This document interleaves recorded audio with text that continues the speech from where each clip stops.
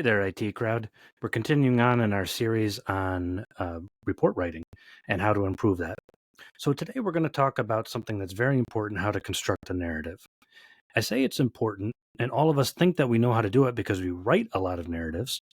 But there is a builder down the road from me who has been building houses his whole life, and he built a mess of a house that I don't know if we've ever seen worse. There may have been a couple that are worse on a new construction. So just because we've done it a long time and done a lot of it doesn't necessarily mean we understand all aspects of it and do it well. I know for me personally, after almost 20 years, am still working at improving on my narrative writing. So our narratives are extremely important because it is ultimately what we provide to our clients in our report. Yeah, our report has lots of disclaimers and pictures and all sorts of stuff, but at the end of the day, our narrative on an issue is what people pay us for. So let's deconstruct the narrative. And actually, there's a couple of really great articles about this. Some very experienced home inspectors that I've learned from over the years have some great articles out there. Internashi has one, and it's just good to go back to the basics. So here's the structure of an effective narrative. There's 3 parts. There's observation, implication, and recommendation. If we're going to remember anything about constructing a narrative, remember those 3 things: observation, implication, recommendation. To this day, I still repeat that in my head. Now, let's talk about a narrative real quick because, listen, if we're going to say GFCI did not function at time of inspection or peeling paint noted on the side of a house, are we always going to construct a narrative for each one of those? Not necessarily.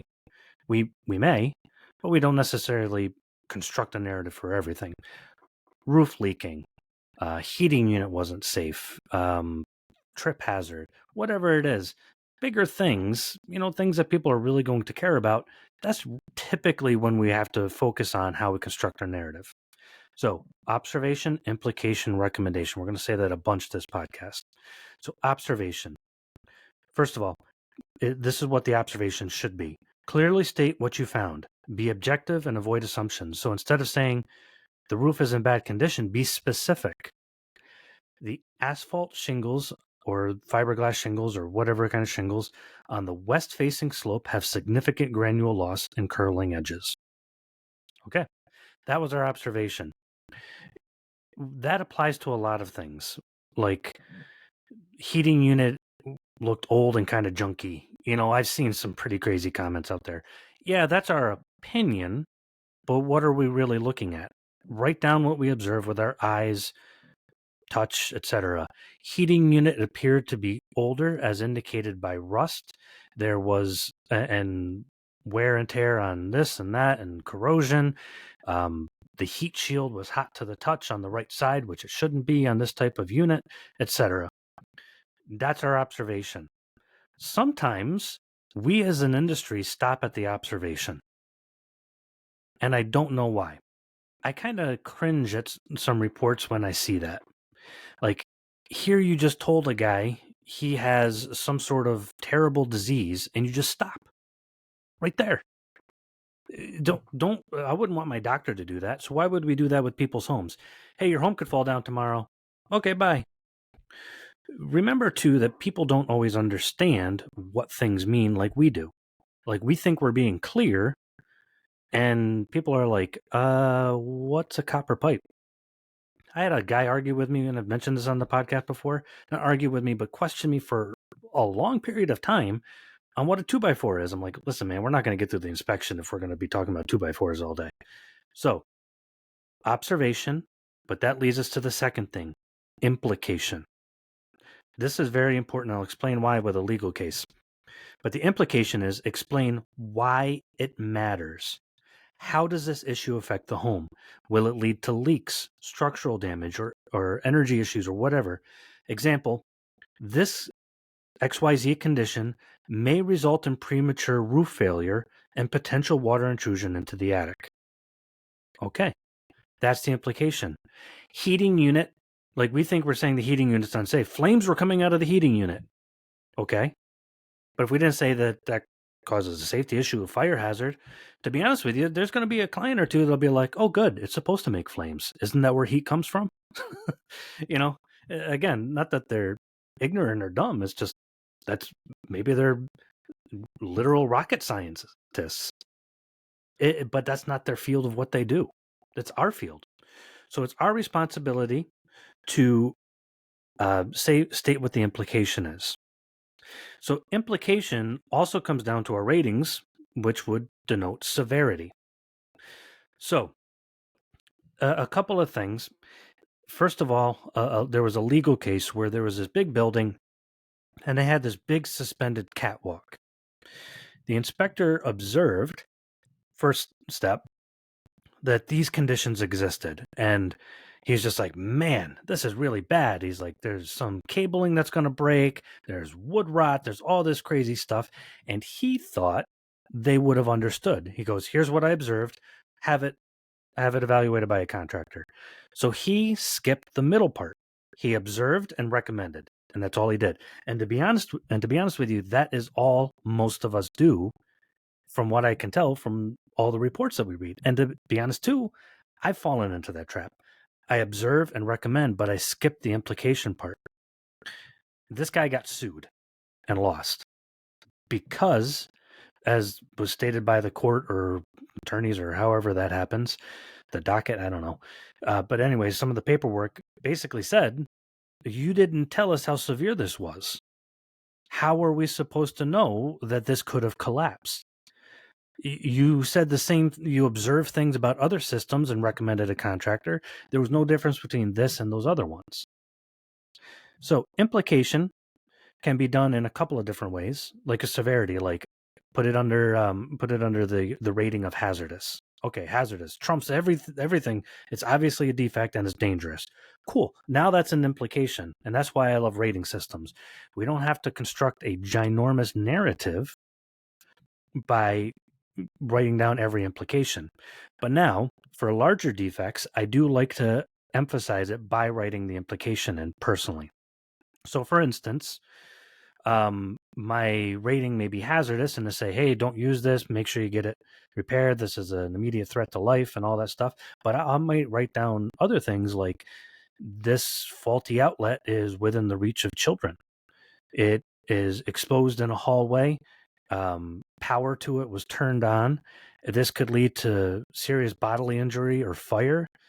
And always at the end of implications, I always write or something along the lines, or other situations could occur. The reason for that is under implication. If you limit yourself to this outlet is a danger to electrocution. Oh, okay. Well, we just won't go near there. But now it starts a house fire. Now we're sitting in court trying to defend ourselves. They're saying you said it was only going to be an electrocution hazard. You didn't say anything about a house fire. I would have done something then. This other guy lost a court case because he didn't write the implication. So we need to be very careful with that. So I always like to write a couple of examples. So I write my implications as this situation can cause, as an example, XYZ and other situations. Done. Now they understand, okay, these aren't the only things that could happen. There's other stuff going on here. Helps our client, protects us, everybody's happy. So observation, implication. What did we see? Write it down. What did we touch? What did we hear? Etc. Implication. Why is this bad? Explain why it matters. If we don't do that, that's actually one of the key pieces to the whole thing and the thing that we usually miss in most of our reports. Then recommendation. So provide guidance on what should be done next.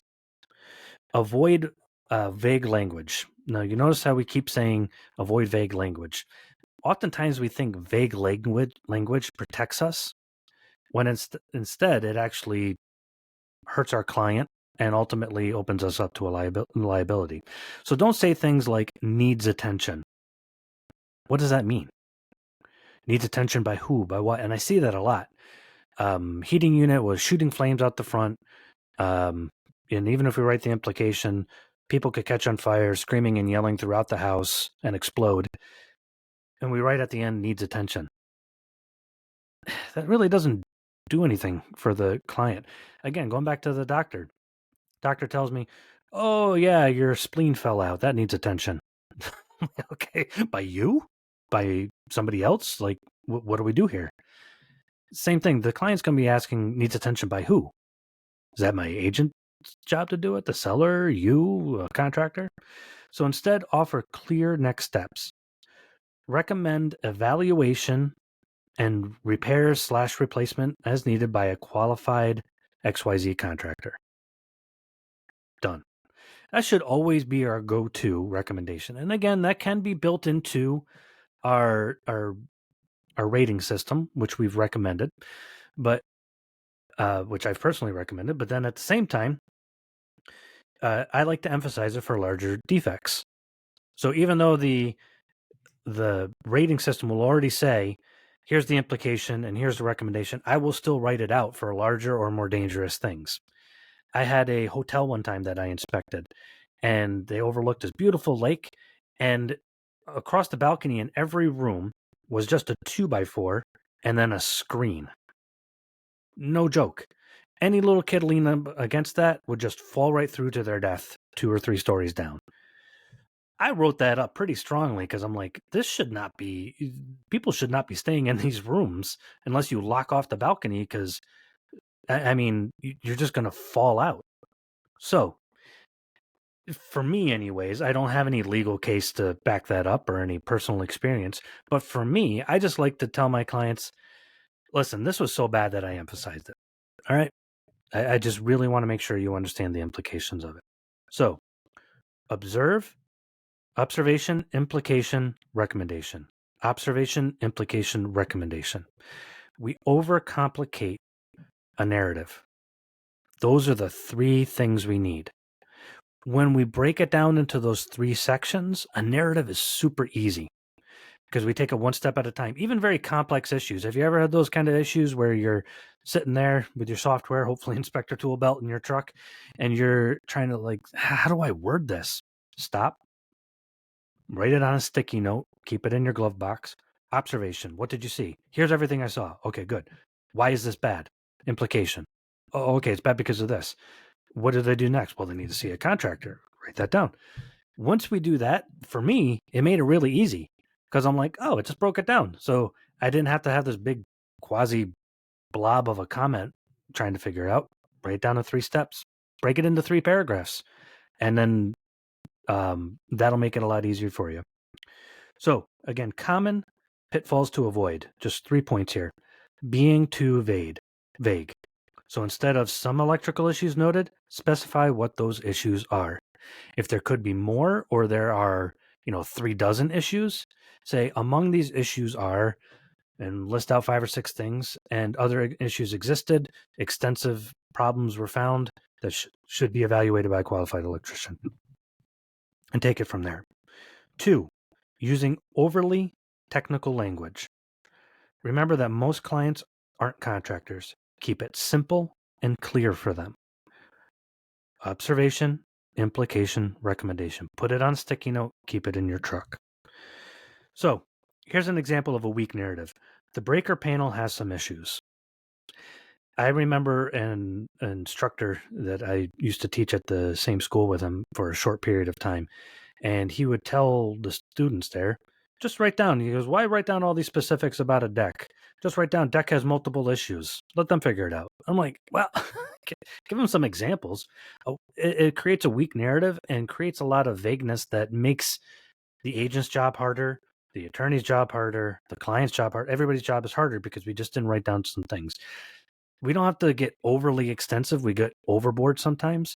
Listen, if there's 70 issues on a deck, like I said, sum it up a little bit. Say, here's several examples of some of the many issues that were apparent on the deck.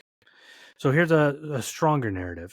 The main electrical panel contains double-tapped breakers on breakers that do not allow double taps, which can lead to overheating and potential fire hazards. Recommend evaluation and correction by a qualified electrician. I mean, It's a couple sentences, helps our clients out, sounds professional, it works. The second version provides specifics, implications, and a recommendation. Observation, implication, recommendation. Personally, I don't think there needs to be that much narrative for double taps. And by the way, if you're looking at a panel and there's square Ds and they're double tapped, I can't tell you how many reports I see where they call out double taps on a breaker that allows double taps. Just check the breaker. Most double D, square D rather, breakers allow double taps. So just check the breaker before you call it out. Side point. Okay, so to improve your narratives, practice writing in a clear and structured way just like that. Keep it simple for the simple issues. More complex issues, build your narrative a little bit more complex, in my opinion. Observation, implication, recommendation. Write it on a sticky note like I have, and then put it in your truck. Make your life a lot easier. Hopefully this helps, and we'll see you next time on Inspector Toolbelt Talk.